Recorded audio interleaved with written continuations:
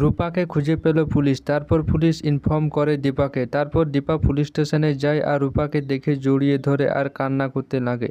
তখন রূপা বলে, মা আমি অনেক খুঁজেছি। এটা সত্যি না দীপা স্বপ্ন দেখছে? দেখার আগে চ্যানেলটাতে নতুন হয়ে থাকলে অবশ্যই একটা লাইক দিয়ে চ্যানেলটাকে সাবস্ক্রাইব করে নেবেন।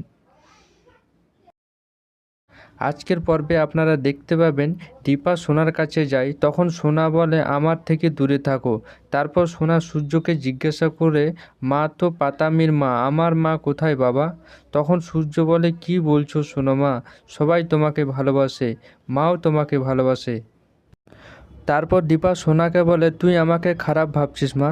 তখন কাকাই বলে, থামো এবার দীপা, আমরা সবাই রূপার জন্য কষ্ট পাচ্ছি, কিন্তু সোনার অবস্থাতে দেখো। বলতে বাধ্য হচ্ছি, তুমি না অস্থির হয়ে যাচ্ছ দিনের পর দিন।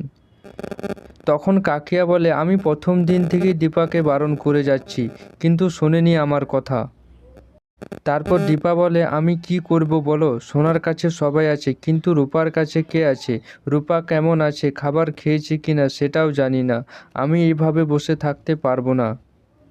তারপর সূর্য বলে, তোমার কথাগুলো সব সত্যি দীপা, মা হয়ে যা দায়িত্ব সব পালন করেছো তুমি।